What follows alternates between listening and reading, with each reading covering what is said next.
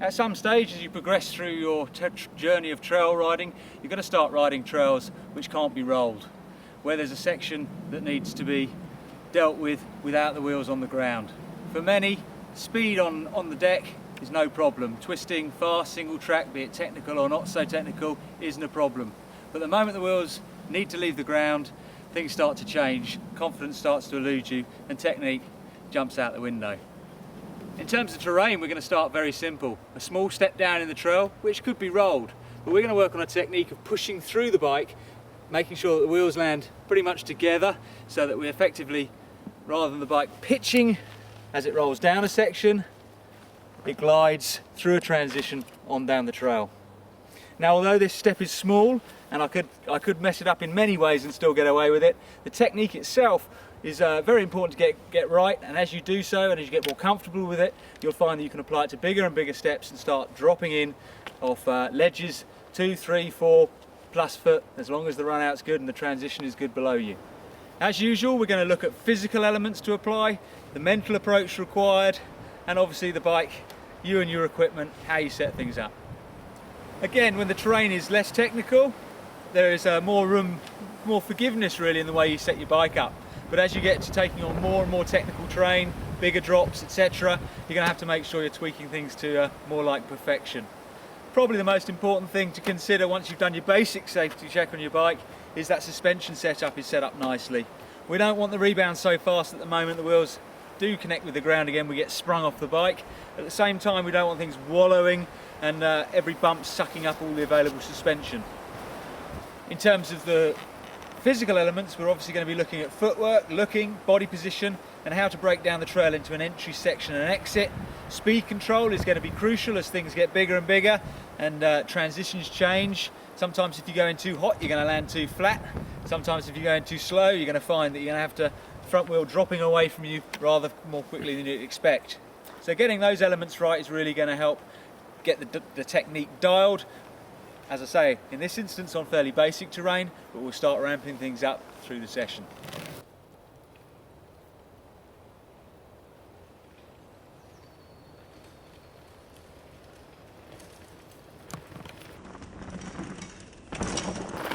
Obviously your entry speed is a big factor in quite how much you have to move the body, quite how hard we have to push through the bike in order to maintain the height of the front wheel, the levelness of the front wheel with the back wheel through the section or through the midpoint of the section and the drop itself.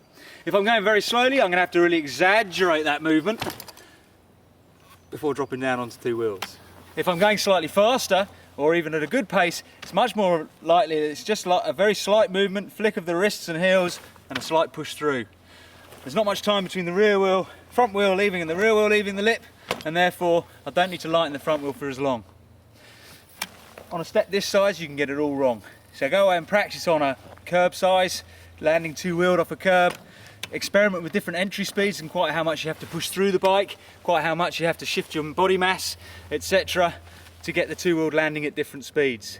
Not every drop are you going to want to hoon in at great velocity. Some of them you're going to have a tighter run in or a shorter run in. You might have a slightly trickier run out and you perhaps don't want to hit it at Mach 5. So work with the variations in speed and feeling how much you have to move and how much energy you have to drive through the bike to create the same effect. So approaching at a slower entry speed into the section, I'm going to have to make sure that I'm ready for a slightly more emphasized movement, a slightly more bigger shift of the body weight and a slightly bigger drive through the bike.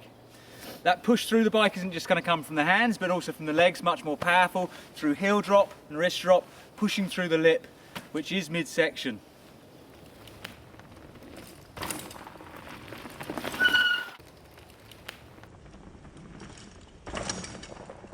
As mentioned, there's a common error in technique that's sometimes applied by riders, which is to feel the need to pull up on the bars. If clipped in, hoik using cleats to lift the bike off the ground over the lip itself. Negative connotations of that are many. Essentially, rather than smoothing through a section and using the energy within the bike, we're starting to fight the bike, we're hoiking it off the ground using our arms and legs, and rather than simply progressing off a lip in a straight line and slowly descending down, the bike's first movement as we approach is up in the air. And then it's going to land much heavier with a lot more downforce rather than through force. Secondly, in terms of our body position, by pulling on the bars, the equal and opposite reaction is that we pull our weight forward. Yes, the front wheel will come up in the air nice and high, but as it comes down, I'm over rotating, I'm landing heavier on the bars and starting that over rotation. Again, not a major issue on a tiny little step like this, but get the technique right and you should barely feel any difference between riding from there to there. The transition should be very smooth, the landing very light. You'll notice the bike makes less noise, there's less chain slap, and the whole experience is far more wholesome.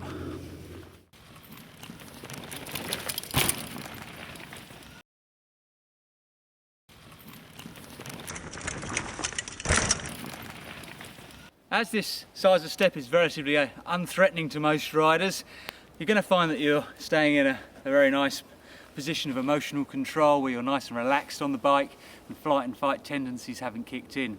It's also easy to look through the section rather than getting caught up looking into the section. But one thing to think about is that all-important breakdown of entry, section and exit. The entry point to this section for you could be any distance back up there.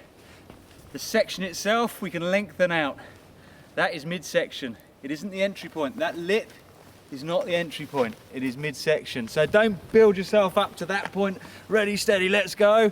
Get ready, get mentally set up the trail, think through the section, and by the time you're here, you're thinking about the next step down, the next section of trail, onwards and onwards.